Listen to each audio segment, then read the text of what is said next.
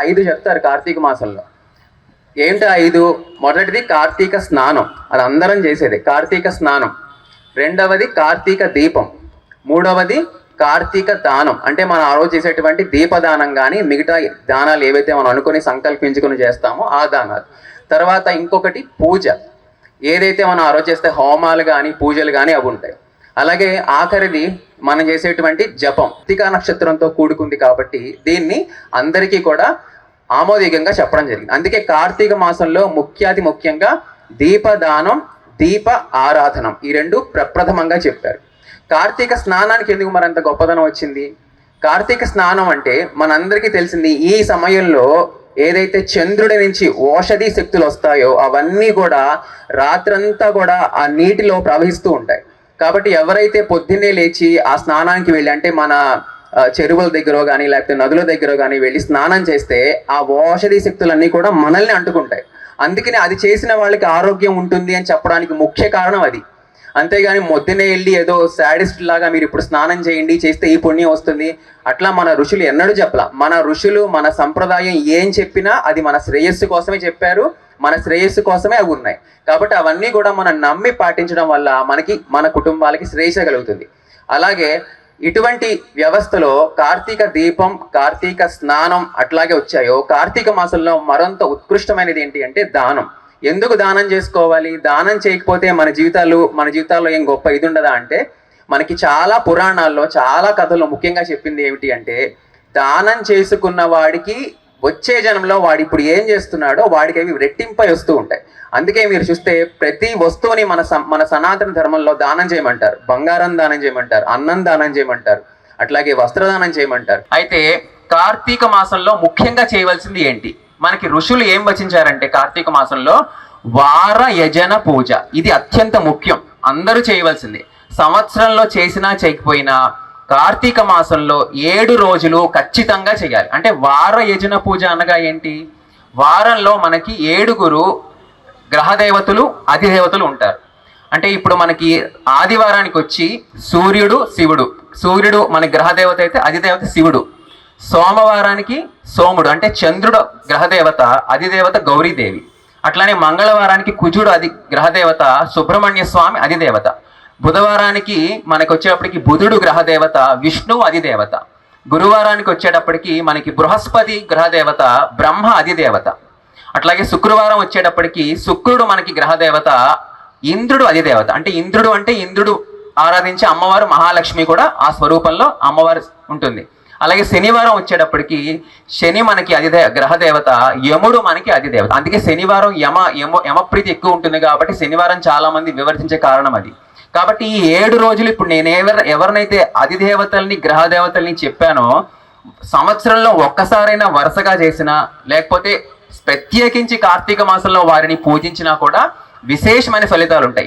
ఎంత విశేషమైన ఫలితాలంటే మీ జీవితంలో, అంటే కార్తీక మాసంలో గ్రహ దోషాలకు సంబంధించినటువంటి పూజలు అలాంటి వాటి ఫలితాలు కూడా అత్యంత ఉత్కృష్టంగా ఉంటాయి. కాబట్టి 7 రోజులు చేసుకున్న వారి జీవితాల్లో చాలా వరకు ఉన్నటువంటి గ్రహ దోషాల నివారణ కూడా జరుగుతూ ఉంటుంది. అలాగా కార్తీక మాసం గొప్పతనం గురించి ఇంకా ఎంతో విశిష్టంగా మనకి ఋషులు చెప్పారు. మొట్టమొదటిగా దీన్ని శివుడు పార్వతికి చెప్పాడు, తర్వాత లక్ష్మీదేవి విష్ణువు నుంచి వింది, ఆ తర్వాత సరస్వతి మాత బ్రహ్మ నుంచి తీసుకుంది, ఆ తర్వాత వశిష్ఠుడు జనకుడికి చెప్పాడు.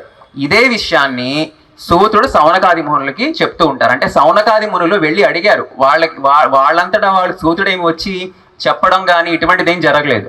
కాబట్టి సౌనకాది మునులు చాలా ఉత్కృష్టతో వెళ్ళి, స్వామి ఈ కార్తీక మాస మహత్యం ఏమిటి, నేను దీన్ని తెలుసుకోవడం వల్ల నాకు వచ్చేటువంటి గొప్ప విభూతి ఏమిటి, ఆ తర్వాత ఇది చేసుకుంటే నాకేం జరుగుతుంది, ఉత్తరోత్తర నాకేమి, మాకు ఈ ప్రజలకి ఆ తర్వాత వచ్చే మానవులకి ఎటువంటి లాభాలు ఉంటాయని వాళ్ళు అడుగుతారు. అడిగితే అప్పుడు సూతుడు చెప్తూ ఉంటాడు, వశిష్ఠుడు ఎలా అయితే జనక మహారాజుకు చెప్పాడో అదే విషయాల్ని ఇంకా విపులీకరిస్తూ మనకి సూతుడు సౌనకాది మునులకు తెచ్చాడు. ఈ విషయాలన్నీ కూడా మనకి స్కాంద పురాణ అంతర్గతంగా వస్తాయి. కార్తీక పురాణం అనేది ప్రత్యేకించి అంటూ ఏమీ లేదు. అది మనకి కార్తీక మాసంలో ఉన్న కొన్ని కథలని స్కంద పురాణ అంతర్గతంగా ఒక 10-15 కథల్ని ఒక 30 కథలుగా చేసి ఇప్పుడు మీరు బయట చూస్తున్న బుక్స్లో మీరు చూస్తుంటారు. అవన్నీ కూడా స్కాంద పురాణ అంతర్గతంగానే వచ్చాయి. కాబట్టి ఇందులో ఎవరైతే ఈ కార్తీక పురాణాన్ని ఎవరైతే వింటున్నారో, ఎవరైతే దాన్ని చదువుతున్నారో, ఎవరైతే చెప్తున్నారో వాళ్ళందరికీ కూడా ఆ కార్తీక దామోదరి కృప సంపూర్ణంగా ఉంటుందన్నమాట. అయితే ఈ పురాణంలో ముఖ్యంగా ఏం చెప్పారు, అసలు ఈ పురాణం తెలుసుకోవడం వల్ల మనకి ఏమిటి ఉపయోగం? ఇప్పుడు ఏదన్నా ఒకటి మనం చేస్తున్నప్పుడు మనం అడుగుతూ ఉంటాం కదా, మనకి దీనివల్ల ఏమిటి ప్రయోజనం, దీన్ని తెలుసుకుంటే మనకి ఏమన్నా లాభం వస్తుంది? ఎందుకంటే మనుషుల యొక్క నైజం అలాగే ఉంటుంది. ఇప్పుడు ఈ పూజ చేస్తే నాకు ఏమన్నా లాభం ఉంటుందా, లాభం ఉండడానికి పూజ చేద్దాం అనేటువంటి వాళ్ళే కానీ ఈశ్వర ప్రీత్యర్థం చేద్దామని ఎంతమంది ఉంటారు? చాలా చాలా తక్కువ మంది ఉంటారు. కాబట్టి ఇటువంటి విషయాన్నే సూతుడు సౌనకామునికి చెప్పడం ప్రారంభించాడు. కార్తీక మాసం యొక్క విశిష్టత ఏమిటి అని సౌనకాది ముహులందరూ కూడా వెళ్ళి సూతుడిని అడిగాడు. సో సూత మహర్షి ఇట్లా చెప్పడం ప్రారంభించాడు. ఎవరైతే కార్తీక మాసం 30 రోజులు, మనకు ఏదో నెల్లాళ్ళు ఉంటుంది, 30 రోజులు అంటే మాసం అంతా, శుద్ధ పాడ్యమి నుంచి మళ్ళీ కృష్ణపక్ష అమావాస్య వరకు ఎవరైతే నిత్యము దీపారాధన చేస్తారో, ఎవరైతే ప్రాతకాల స్నానం చేస్తారో, ఎవరైతే నిత్యము దీపదానం చేస్తారో, ఎవరైతే అన్నదానాలు వస్త్రదానాలు విరివిగా చేస్తారో, ఎవరైతే ఎక్కువగా స్వామి యొక్క జపాన్ని నామకీర్తనం చేస్తూ ఉంటారో వారందరికీ కూడా పునరావృత్తి శాశ్వతమైన శివ సాయుధ్యం విష్ణు సాయుధ్యం లభిస్తాయి అని చెప్పాడు. సో ఇవన్నీ ఎందుకు వస్తాయి? ఇవి మామూలుగా వచ్చేస్తాయా? కాబట్టి మనం దాని ఒక వ్రతంలా పాటించాలి. ఇప్పుడు ఈ రోజు నేను ఇవాళ 4ంటికి నిద్ర లేచి ఇవాళ చేశాను అనుకోండి, రేపు బద్దకించాను అనుకోండి, అవ్వలేదు. కాబట్టి తర్వాత ఏంటి, వ్రతం అనేది అసంపూర్ణం అయిపోతుంది. అందుకనే కార్తీక మాసంలో దీక్షలకి పెట్టింది పేరు. అంటే ఆ సమయంలో మనం చేసే దీక్షలు కూడా అంత ఫలప్రదం అవుతూ ఉంటాయి. అందుకే మీరు చూస్తుంటారు ఈ మాసంలో మన హైందవ సంప్రదాయంలో ఎక్కువ మంది దీక్షలు పట్టడం జరుగుతుంది. అయ్యప్పలు కానీ, భవానీలు కానీ, రకరకాల శివ దీక్షలు కానీ దీక్ష పడుతూ ఉంటారు. శివుడే చెప్పాడు ఒకసారి పార్వతీమాతకి, ఎవరైతే కార్తీక మాసంలో దీక్షలు పట్టి ఉండి జపాలు చేస్తారో, తపములు చేస్తారో నా కొరకు, వారందరినీ నా దగ్గరికి నేను చేర్చుకుంటాను అని సాక్షాత్తు శివుడు కైలాసంలో పార్వతికి చెప్పాడు. కాబట్టి ఈ మాసంలో దీక్షలకు అత్యంత ప్రత్యేకం. అంతేకాకుండా కార్తీక మాస విశిష్టత గురించి ఇంకా సూతుడు ఇలా చెప్పసాగాడు. ఏమని చెప్పాడంటే, ఈ కార్తీక మాసంలో సోమవారాల గురించి, కార్తీక సోమవారాలు ప్రత్యేకించి ఏం చెయ్యొచ్చు, అట్లాగే వనభోజన మహిమ ఏమిటి, అట్లానే దీపస్తంభాలు పెట్టడం కానీ, ఆకాశ దీపాలు పెట్టడం వల్ల కానీ వచ్చేటువంటి గొప్ప విభూతులు ఏమిటి, అట్లానే ఎవరెవరు ఏ దానాలు చేసుకుంటే ఏ ఫలితాలు వస్తాయి, ఏ వృత్తుల్లో ఉన్నవాళ్ళు ఎటువంటి ధర్మాచరణ ఆచరించాలి, ఎక్కడ ఎటువంటి ఏ నదీ తీరంలో ఏ పూజ చేసుకుంటే ఈ కార్తీక మాసంలో ఎటువంటి ఫలితాలు వస్తాయి, ఇవన్నీ కూడా మొదటి అధ్యాయం నుంచి చివరి అధ్యాయం దాకా అదే మనకి కార్తీక పురాణంలో విశదీకరణగా విపులీకరించారు. కాబట్టి కార్తీక మాస మొదటి అధ్యాయంలో కార్తీక సోమవార వ్రత మహిమ గురించి ఎక్కువ చెప్పారు మనకి ఈ సౌనకాది మహామునులకి. కార్తీక సోమవారాలు అన్ని సోమవారాల కన్నా కూడా చాలా భిన్నంగా ఉంటాయి. ఎందుకంటే మన ఏదైనా సోమవారం వ్రతం చేస్తే చాలా మంది ఏం చేస్తారు, మధ్యాహ్నం అల్పాహారం తీసుకుని రాత్రికి అన్నం తినడం చేస్తూ ఉంటారు. కానీ కార్తీక మాసంలో ఉన్నటువంటి ప్రత్యేకత ఏంటంటే నక్త వ్రతం. అంటే పొద్దున నుంచి సాయంత్రం దాకా మనం ఏమీ తినకుండా ఉండి సాయంత్రం నక్షత్రం, నక్తం అంటే ఏంటి, నక్షత్ర దర్శనే ఇది నక్తః, ఇది ప్రమాణ వాక్యం మనకి. అంటే నక్షత్రాన్ని చూసి మనం అప్పుడు అన్నం తింటాం. అంటే మనకి సాక్ష్యం ఏంటి, నేను వ్రతం ఉన్నానని చెప్పడానికి నక్షత్రాలు వెళ్ళి పరమేశ్వరుడికి చెప్తాయన్నమాట, ఇదిగో వీడి వాళ్ళ వ్రతం చేశాడు, వీడి వాళ్ళ నక్తం ఉన్నాడు, తింటున్నాడు అని. కాబట్టి ఆ నక్తవ్రతం చేసుకున్నాక మనం తింటూ ఉంటాం. అయితే ఈ నక్తవ్రతం చేసిన వారికి శివుడు ఎటువంటి విభూతి ఇస్తాడంటే శాశ్వత శివ సాయుధ్యాన్ని ఇస్తాడు. అంటే ఒక వారం చేస్తే వచ్చేస్తుందా అండి అంటే అలా కాదు. ఇక్కడ మనం ఎలా అర్థం చేసుకోవాలంటే, మనం చెయ్యగా మనకి దాని మీద ఉన్నటువంటి భక్తి పెరిగి ఆ భక్తి జ్ఞానం వైపు మనం నడిపిస్తుంది. అంతేగాని నేను ఒక వారం ఉన్నాను, నాకు ఇంకేం పర్వాలేదు, నేను ఎలాగైనా తిరిగేస్తాను, ఏ పాపాలన్నా చేసేస్తాను అంటే అటువంటివి మన హైందవ సంప్రదాయంలో లేవు. ఏదైనా సరే మన సంప్రదాయంలో మనం అర్థం చేసుకోవాలి. దాని యొక్క బాగా మనం దాని యొక్క లోతులోకి వెళ్తే ఆ విషయం ఏంటనేది మనకు తెలుస్తూ ఉంటుంది. అలాగే కార్తీక మాసంలో సోమవారాల గురించి కూడా ప్రత్యేకంగా ఒక అధ్యాయమే చెప్పారు. సోమవారం వ్రతం చేయడం వల్ల ఒక బ్రాహ్మణ స్త్రీ ఎటువంటి విభూతిని కోల్పోయింది, ఆ తర్వాత వ్రతం చేసి ఎటువంటి విభూతిని పొందింది. వ్రతం ఆ అమ్మాయి చేయలేదు, ఒక గొప్ప బ్రాహ్మణుడు చేసి ఒక బలి అన్నం సమర్పిస్తేనే కేవలం అది తినడం వల్ల కుక్క రూపంలో ఉన్నటువంటి ఆ అమ్మాయి ఇంకొక జన్మలో ఎటువంటి మళ్ళీ విభూతులు పొందింది అనేది మనకి సంపూర్ణంగా వివరిస్తారు. అది కొంచెం అధ్యాయం పెద్దది కాబట్టి అది నేను వేదిక మీద సమయాభావం వల్ల వివరించట్లేదు.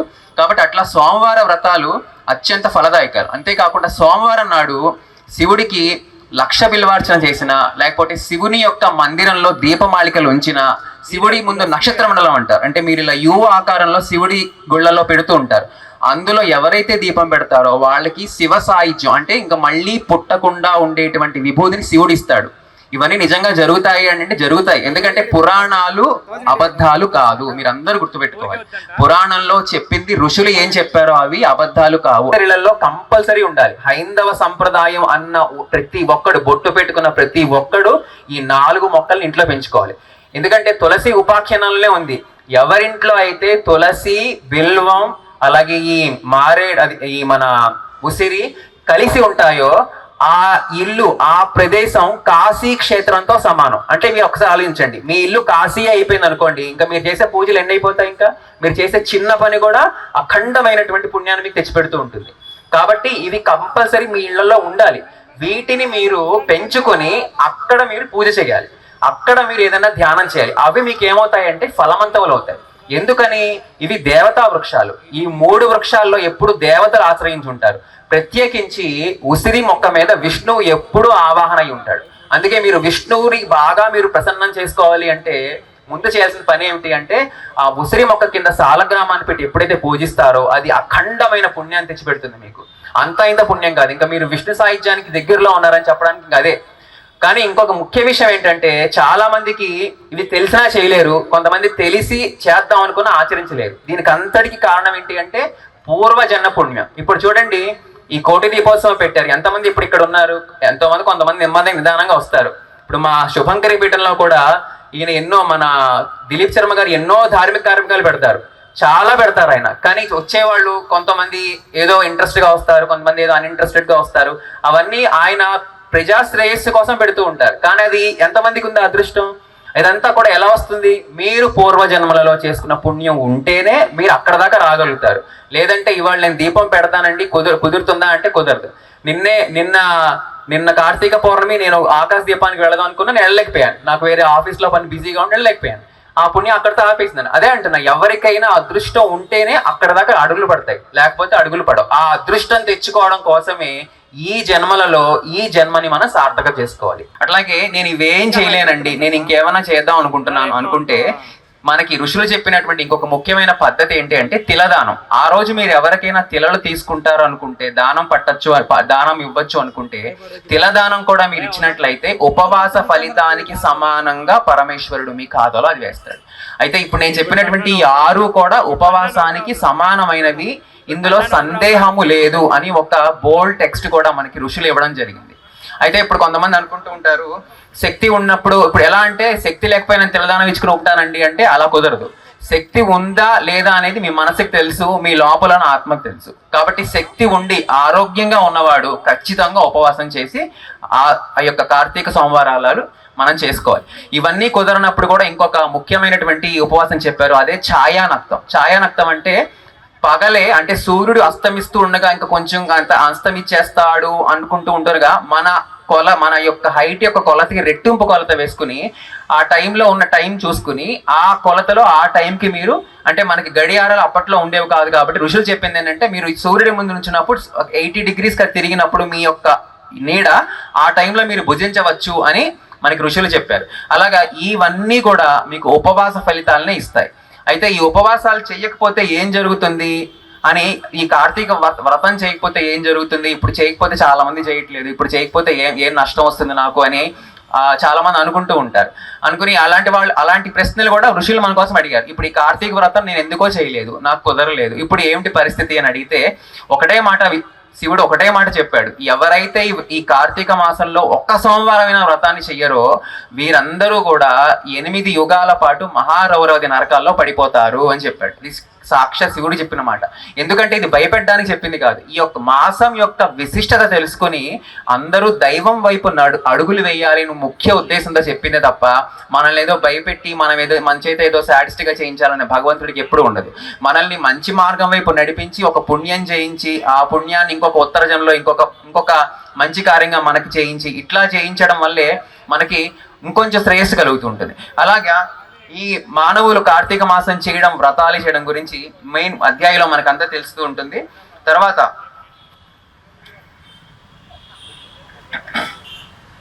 తర్వాత నదీ స్నానం గురించి ప్రత్యేకంగా చెప్పారు మన కార్తీక మాసంలో. మనకి నదీ స్నానం ఒక్కసారి చేసినా, కార్తీక మాసం అంతా చేసినా కూడా అనంతమైన ఫలితాలు వస్తూ ఉంటాయి కదా. కాబట్టి నదీ స్నానం మహత్యం ఏమిటి అన్న ఒక ప్రశ్నకి సమాధానంగా మనకి ఋషులకి సూతుడు ఏం సెలవిచ్చాడంటే, ఇప్పుడు మనకి ముఖ్యమైన నదులు ఏంటి అంటే గంగా, గోదావరి, కృష్ణ, నర్మదా, సింధు, కావేరి. వీటిని మనం ఎలాగో ఇక్కడున్న వాళ్ళం మనం ఎలాగో రోజేలు చేయలేం. కనీసం వాటిని స్మరించుకున్న స్నానం చేస్తే వాటి ఫలితం వస్తుంది. కానీ మీరందరూ గుర్తుపెట్టుకోవాల్సిన ఒక ముఖ్య విషయం ఏంటంటే, మీ జీవితంలో ఒక్కసారైనా కావేరీ నదికి వెళ్ళి కార్తీక మాసంలో ఒక్క పౌర్ణమికైనా స్నానం చేయాలి. ఎందుకంటే కావేరీ నది ఎక్కడైతే శ్రీరంగంలో ఉంటుంది, కావేరీ నది శ్రీరంగం ఒడ్డునుండేది మనకి కావేరీ నది. అక్కడ ఆ నది ఒడ్డునున్న కావేరి మనకి భూమి పైన ప్రవహించే నది కాదు. సాక్షాత్తు విష్ణువు ఇష్టంతో వైకుంఠం నుంచి కిందకి తీసుకొచ్చాడు. దాని అసలు పేరు విరజ. విరజయే తర్వాత కావేరిగా మనకి మారి ఇక్కడ వచ్చింది. కాబట్టి ఎవరైనా అట్లీస్ట్ 1 రోజు 2 రోజులు 3 రోజులు శ్రీరంగంలో వెళ్ళి కార్తీక మాసం అక్కడ ఒక 3 రోజులైనా ఉండి అక్కడ రోజు కార్తీక స్నానం చేసి కావేరిలో ఆ పైన శ్రీరంగనాథుడిని సేవించుకుంటే వైకుంఠ ప్రాప్తి కలుగుతుంది అని మనకి పురాణ వచనం ఉంది. కాబట్టి ఈ నదులలో స్నానం చేయడానికి అందరూ ప్రయత్నం చేయాలి. ఏదో నాకు కుదరలేదు, మీకు ఎప్పటికీ కుదరదు. ఇప్పుడు కాదు, మనకి ఎప్పటికీ కుదరదు. రోజుకి 24 గంటలు 48 గంటలు ఇచ్చినా మనకు కుదరదు, ఇంకా సరిపోదు మనకు టైం. కాబట్టి మనం ఏంటంటే ప్రయత్నం చేయాలి. ఖచ్చితంగా ఈ వారం వెళ్ళాలి, ఇంకెక్కడికి వెళ్ళకూడదు, ఈ శనివారం ఇక్కడ మనం స్నానం చేయాల్సిందే, ఇలా మీరు అనుకుని పుణ్యం కోసం చేయాలి. అందుకే మీకు ఒక మాట ఉంటుంది భాగవతంలో, కురు పుణ్యం అహోరాత్రం. అంటే పుణ్యం చేయడానికి సమయం చూడొద్దు, ఇప్పుడు చేయాలంటే చేసేసేయి, మళ్ళీ రేపు వస్తుంది కదా. అంటే మన జీవితం ఇప్పుడు ఎలా ఉంటుందో మనకే తెలీదు. మీరు చూసే ఉంటారు, ఈ రోడ్డు దాటి ఆ రోడ్డుకి వెళ్తే నేను ఉంటా లేదా నాకే తెలీదు. కాబట్టి అంత క్షణికమైంది. అందుకే మన జీవితం ఒక నీటి బుగ్గ అని విశ్వనాథ కవి అంటారు. అంటే ఎప్పుడు అది పగిలిపోతుందో ఎవరికీ తెలియదు. కాబట్టి ఉన్నంత కాలంలో మనం ఉన్నంత కాలం ఎక్కువ పుణ్యం చేయడానికి మనం ప్రయత్నం చేస్తూ ఉండాలి. అది రాత్ర పగల మధ్యాహ్నం అనే చూడకూడదు. ఇంకా చెప్పాలంటే మంచి సమయం కోసం ఎప్పుడూ చూడకూడదు. అంటే ఎప్పుడో నెక్స్ట్ కార్తీక మాసంలో చేద్దాంలే, లేకపోతే ఇంకొక మాసంలో చేద్దాంలే, ఇలా ఎప్పుడు పెట్టుకోకూడదు. పుణ్యం అనేది ఎప్పుడు చేస్తూ ఉండాలి. అది మీకు ఉత్తరోత్తర మీకు తర్వాత వేరే విధాలు కూడా ఉపయోగపడుతూ ఉంటుంది. కాబట్టి మీరు చూస్తూ ఉంటారు చాలా మంది, నాకు ఎంతో మంది ఎన్నో సంఘటనలు చెప్తూ ఉంటారు, ఎన్నో జరుగుతూ ఉంటాయి. కొంతమంది ఇళ్లలో నేను చూశాను అనమాట. అంటే పాపం అనేది ఎలా పట్టి పీడిస్తుందో నేను చూశాను. ఒక ఆవిడ ఉంది, ఆవిడికి పెళ్ళైన 1 నెలకే భర్త పోయాడు. వాళ్ళ అమ్మాయికి ఒక పెళ్లి చేసింది, ఆ అమ్మాయికి పెళ్ళైనకే భర్త పోయాడు. వాళ్ళ ఇంకొక అమ్మాయికి పెళ్లి చేసింది. అంటే వాళ్ళకి శాపం మీద ఉంది, వాళ్ళకి తెలియట్లేదు. అది వాళ్ళ ఇంట్లో ఇది కంటిన్యూస్ గా నడుస్తుంది అనమాట. కాబట్టి అలాంటి వాళ్ళు వచ్చినప్పుడు నాకు చెప్పినప్పుడు అనిపిస్తుంది, ఇదంతా పూర్వజన్మ కృతం పాపం. అంటే ఎవరికి తెలియదు. అది మనం అప్పుడు అనుభవిస్తేనే మనకు తెలుస్తుంది. అరే నేను ఈ జన్మలో ఏ పాపం చేసుకున్నానో, ఈ జన్మలో ఇది అనుభవిస్తున్నా కదా అనుకున్నా కూడా అప్పటికి కూడా చాలా మందికి అరే పుణ్యం చేద్దామని కుదరదు. ఆ పాపం చేస్తాం ఇంకా అనుభవిస్తున్నాలే అనుకుంటారు. కానీ అప్పటికైనా అడుగులు పడాలి. ఈ కార్తీక మాసంలో ఈ వ్రతం చేద్దాం, ఈ పూజ చేద్దాం. అంటే మనకి ఈ దేహం దేవుడిచ్చింది, మనం ఏదో సుఖాలు అనుభవిద్దామని కాదు. ఎక్కువ మనం పుణ్యం చేసి మనం ఉద్ధరింపబడడానికి ఇచ్చాడు దేవుడు ఈ శరీరాన్ని. అది మర్చిపోయి దీన్ని ఎంతసేపు సుఖపెడదాం, ఎప్పుడు పడుకుందాం, ఎప్పుడు తిందాం, నచ్చినవి తాగేద్దాం, వేసుకుందాం, ఇవన్నీ కాకుండా ఎంతసేపు కూడా మనం భగవన్ నామస్మరణ కోసమే మనం చేయాలి. ఇంకా మనందరం చాలా అదృష్టవంతులం. దేనికి అంటే మనం కలియుగంలో పుట్టాం. కలియుగంలో ఉన్న గొప్పతనం ఏంటి? కేవలం భగవత్ నామస్మరణ. అందుకే మీకు మా శుభంకరి పీఠంలో మీరు చూస్తే ఎక్కువ సౌందర్యలహరి పారాయణలు, లలితా సహస్రనామ పారాయణలు, మోక పంచశతి పారాయణలు ఎక్కువ శుభంకరి పీఠంలో ఎక్కువ జరిగేది ఇదే. నిరంతరం భగవన్నామం, భగవంతుడితో అనుసంధానం అవుతూ ఉంటారు. అలా ఉండేలాగా ఆ కార్యక్రమాన్ని కూడా మన యాజ్ఞవల్క్య దిలీప్ శర్మ గారు ఎప్పుడు కూడా డిజైన్ చేస్తూ ఉంటారు. ఇప్పుడు చాలా మంది అనుకుంటారు, ఇప్పుడు ఈ పూజ అయిపోగానే ఇంకొక పూజ పెట్టేస్తూ ఉంటారు ఆయన. అంటే ఏంటి పూజ పెట్టేస్తున్నారంటే ఆయన ఏంటారు, ఎప్పుడు కూడా భగవంతుడితో అనుసంధానం ఉండాలి. ఆ ముఖ్య ఉద్దేశంతోనే ఆయన అవన్నీ పెడుతూ ఉంటారు. వచ్చి తరించే వాళ్ళు తరిస్తూ ఉంటారు, తరించలేని వాళ్ళని మనం ఇంకా చెప్పలేం. కాబట్టి ఈ విధంగా ఎప్పుడు కూడా అలాగే ఈ కలియుగంలో ఈ వ్యవహారం గురించి చెప్తూ, కలియుగంలో మనకి నామస్మరణ యొక్క ముఖ్య ఉద్దేశం చెప్పాను. ఇప్పుడు మీరు ఇదే త్రేతాయుగమో ఇదే ద్వాపర యుగమో అయితే ఒక యజ్ఞం చేస్తే గానీ మీకు ఫలితం రాంది, కలియుగంలో ఒక దీపదానం చేస్తే మీకు 100 అశ్వమేధ యాగాల ఫలితాన్ని ఈశ్వరుడు ఇస్తాడు. మీరు 100 అశ్వమేధ యాగాలు చేయాలంటే ఎంత ఖర్చు చూడండి. ఈ రోజుల్లో చేయాలంటే అసలు కలియుగంలో అశ్వమేధ యాగాలు లేదు. ఒకవేళ ఉన్నా మీరు చేయాలంటే ఎన్ని కోట్లు ఖర్చు పెట్టాలి. అలాంటిది ఒక చిన్న దీపాన్ని మీరు ఒక బ్రాహ్మడికి భక్తితో దానం చేస్తే మీకు ఫలితం వస్తుంది. కాబట్టి ఇటువంటి చిన్న చిన్న వాటిని మీరు ఉపయోగించుకుంటే మన జన్మలు తరిస్తాయి. ఆ తర్వాత మీరే కాదు, మీ కుటుంబంలో వారు, మీ వంశంలో వారు కూడా ధరిస్తాయి. ఎందుకంటే కొంతమందికి కొన్ని వంశాల్లో కొన్ని శాపాలు ఉంటాయి, వాళ్ళకు కూడా తెలియదు. మీరు చేసే చిన్న పుణ్యం వాళ్ళని ఎక్కడికో తీసుకెళ్ళిపోతుంది, అది మీకు కూడా తెలియదు. ఇది తీసుకెళ్ళిందిరా బాబు వాళ్ళని అని చెప్పి మీరేమనుకుంటారు, టైం బాగుంది. టైం బాగా మీరు బాగా మంచి పని చేశారు, అప్పుడు టైం ఆటోమేటిక్గా బాగైంది అంతే. టైం బాగుండేలా మనం చేసుకోవాలి, అది మన చేతుల్లో ఉంటుంది. అది ఎప్పుడు చేసుకుంటాం, నిరంతరం మనం భగవంతుడితో అనుసంధానమైనప్పుడు, ఇగో ఇట్లాంటి వేదికలు, ఇటువంటి క్రతువుల్లో మనం పాల్గొని పుణ్యాన్ని మనం సంపాదించుకున్నప్పుడు ఇవి మనకి పెరుగుతూ ఉంటాయి. కాబట్టి ఆ ఉద్దేశంలో నదీ స్నాన మహత్యం గురించి చెప్పాడు. ఆ నదీ స్నానంలో కూడా ఒక కథ ఉంటుంది. తత్వనిష్ఠుడు అని ఒక బ్రాహ్మడు ఉంటాడు. అతను ఇప్పుడు మనకి ఈ ఉద్దేశాలు లేవు, కానీ ఇప్పుడు కల్చర్ స్టార్ట్ అయింది, ఒక మంచి కల్చరే. చాలా మంది గ్రూపులుగా తయారయ్యి హరివాసం చేద్దాం అంటే ఒక నెల రోజులు ఈ 50లు 60లు దాటిపోయిన వాళ్ళందరూ కూడా ఒక నెల రోజులు శ్రీరంగంలో ఉందాం, ఒక 50 రోజులు అయితే 3 నెలలు కాశీలో ఉందాం, ఇలా అనుకుని గ్రూపులు ఫామ్ అయి వెళ్తున్నారు. ఈ మధ్య కొంతమంది ప్రవచనకారుల మహిమో లేకపోతే ఈ పుణ్యం చేయాలంటే ఒక గొప్ప ఇదో, దానివల్లే మనకి చక్కగా ఇన్ని వర్షాలు కూడా పడుతున్నాయి. మీరు అందరూ అబ్జర్వ్ చేశారో లేదో, మనకి వర్షాలకి లోటు లేదు, మనకంతా శాంతి, అన్ని జరుగుతున్నాయి కూడా. కానీ ఈ విధంగా ఎట్లా అయితే ఇప్పుడు నేను చెప్పానో అట్లా ఒక తత్వనిష్ఠుడు అనేటువంటి ఒక బ్రాహ్మడు శ్రీరంగంలో నెల రోజులు శ్రీరంగంలో ఉండి ఆ కావేరి నది తీరంలో ఒక చిన్న పర్ణశాల నిర్మించుకుని 30 రోజులు అక్కడ స్నానం చేసి శ్రీరంగనాథుడిని ఆరాధిద్దామని వెళ్తాడు.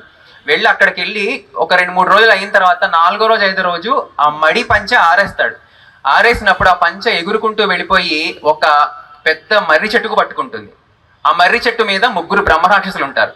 బ్రహ్మరాక్షసులకు ఉండేటువంటి అప్పటి కాలంలో బ్రహ్మరాక్షసులకి మనుషులే ఆహారం, కాబట్టి వాడిని తినేద్దామని చెప్పి కింద దిగుతాడు.